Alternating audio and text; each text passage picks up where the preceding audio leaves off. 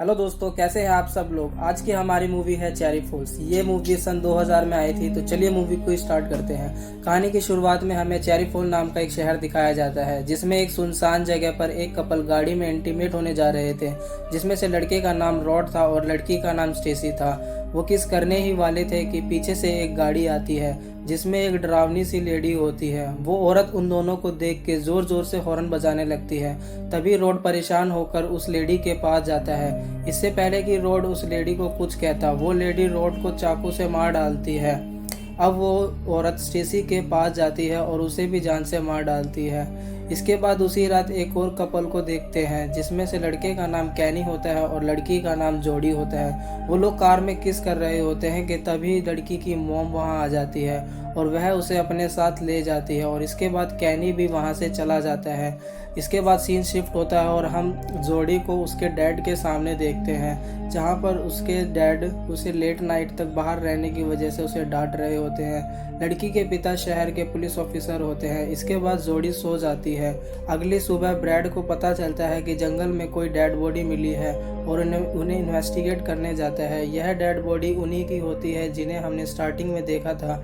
Bread को उनकी dead body देख के काफ़ी बुरा लगता है और वह अपने शहर के लिए काफ़ी। इसके बाद ब्रैड उनके स्कूल में इन्वेस्टिगेट करने जाता है। इसी बीच हमें पता चलता है कि स्कूल का प्रिंसिपल, जिसका नाम टॉम होता है, वह और पुलिस ऑफिसर बचपन के दोस्त होते हैं। वो लोग थोड़ी देर बात करते हैं और इसके बाद प्रिंसिपल पुलिस ऑफिसर को क्लासरूम में पूछताछ के लिए ले जाता है। यहाँ पर पुलिस ऑफिसर की मुलाकात प्रोफेसर माइलस्टोन से होती है, जो बच्चों को पढ़ा रहा होता है। आगे इसके बारे में और बहुत कुछ जानने को मिलेगा। इसके बाद पुलिस ऑफिसर बच्चों से उन मर्डर के बारे में पूछने लगता है, मगर कोई भी बच्चा कुछ नहीं बोलता। रात को हम फिर से उस किलर लेडी को देखते हैं, जो एक लड़की के घर जाती है। जब लड़की के पेरेंट्स वहां से चले जाते हैं, तब वह डोर पर नॉक करती है और अपना नाम लॉरियल शर्मन बताती है। और जैसे ही लड़की डोर ओपन करती है, वह किलर लेडी उसे भी।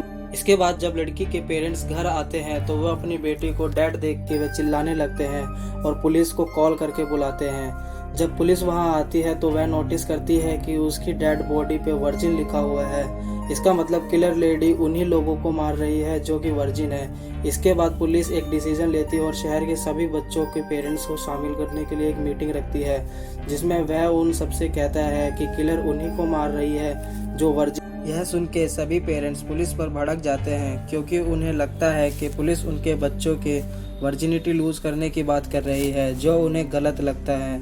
वो कहते हैं कि ये पुलिस की ड्यूटी है कि उस किलर को पकड़े। दूसरी तरफ जोडी और उसका फ्रेंड छुपकर उस मीटिंग की बातें सुन रहे होते हैं। तभी उसके फ्रेंड को उसके घर से फ़ोन आता है और वह बात करने के लिए वहां से चला जाता है। जब टिम्मी को वापस आने में देर हो जाती है, तो जोडी परेशान हो जाती है और वो भी उसे ढूंढने लगती है। और अपने दोस्त को ढूंढते हुए वह बेसमेंट में चली जाती है, जहां वह उसे डेड देख के डर जाती है और चिल्लाते हुए बाहर भागने लगती है।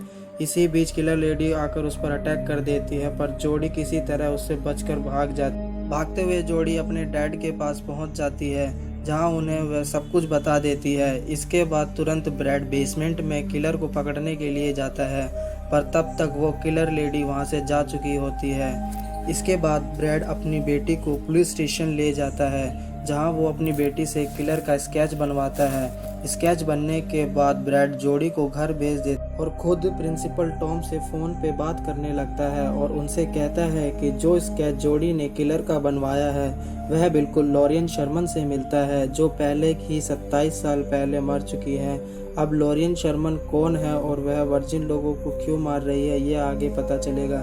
इसी बीच हमें पता चलता है कि जोडी अपने फादर और प्रिंसिपल की बातें कनेक्टेड टेलीफोन से सुन लेती है और वह लॉरियन शर्मन के बारे में जानने के लिए स्कूल की लाइब्रेरी में जाती है। तभी वहाँ उसकी मॉम आ जाती है और मॉम से काफ़ी कुछ पूछने पर वह उसको सब कुछ बता देती है। उसकी मॉम उससे कहती है कि आज से 27 साल पहले 4 लड़कों ने मिलकर लॉरियन शर्मन नाम की लड़की का रेप किया था, और क्योंकि उस लड़की का कोई नहीं था तो उसे सपोर्ट करता, तो उसे जस्टिस भी नहीं मिल पाया। और फिर एक दिन वो लड़की अचानक से गायब हो गई और किसी का कुछ नहीं पता चला। इसके बाद जोड़ी अपनी मॉम से उन 4 लड़कों के बारे में पूछती है, जिसके जवाब में वो कहती हैं कि उनमें से 2 अब मर चुके हो और बचे हुए 2 लड़के कोई और नहीं बल्कि उसके फादर और प्रिंसिपल। यह सब सुनने के बाद जोड़ी बहुत परेशान हो जाती है और सेमलेस फील करती है, क्योंकि उसे नहीं पता था उसके पिता एक रेपिस्ट है। इसके बाद सीन शिफ्ट होता है और हम देखते हैं स्कूल में सभी बच्चों को जो एक डिसाइड करते हैं हमें एक सेक्स पार्टी ऑर्गेनाइज करनी चाहिए, जहां हम अपनी वर्जिनिटी को लूज़ करेंगे ताकि वो किलर से बच सके। इसके बाद हम ब्रैड को देखते हैं जो प्रिंसिपल को कॉल करता है और शाम को मिलने के लिए कहता है। जब ब्रैड शाम को प्रिंसिपल के घर जाता है तो उसे भी डैड देख के डर जाता है। तभी अचानक से किलर लेडी उस पर भी पीछे से अटैक कर देती है और वह बेहोश हो जाता है। इसके बाद हमें सेक्स पार्टी दिखाई जाती है जहां पर सभी अपने पार्टनर्स के साथ डांस कर रहे होते हैं और बाहर पुलिस उन्हें सिक्योरिटी दे रही होती है ताकि उन्हें किलर लेडी मार ना सके। तभी हम पार्टी में कैनी को भी देखते हैं जो किसी के भी साथ डांस नहीं कर रहा होता है, क्योंकि वहाँ जोड़ी से प्यार करता होता है और जब जोड़ी उसे दिखाई नहीं देती तो वह भी वहाँ से चला जाता है। दूसरी तरफ हम जोड़ी को देखते हैं जो प्रोफेसर मार्टिन के घर जाती है।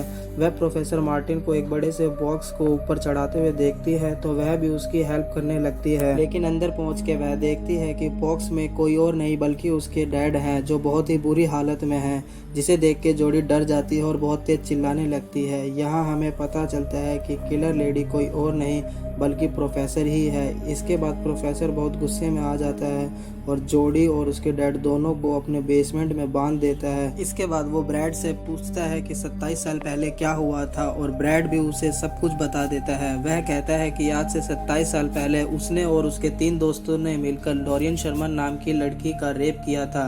इसके बाद वह लड़की प्रेग्नेंट हो जाती है और जस्टिस ना मिलने की वजह से वह कहीं चली जाती है। अब यहाँ पर प्रोफेसर ब्रैड को बताता है कि लोरियन शर्मन कोई और बल्कि उसकी मॉम थी और जस्टिस ना मिलने की वजह से वह वर्जिन लड़कियों को मारकर बदला ले रहा है। थोड़ी देर बाद हम देखते हैं कि कैनी भी प्रोफेसर के घर आ जाता है, जहाँ वह जोड़ी की साइकिल देख के घर के अंदर जाने की कोशिश करता है पर प्रोफेसर उसे रोकने लगता है। तब कैनी प्रोफेसर को मारकर अंदर चला जाता है।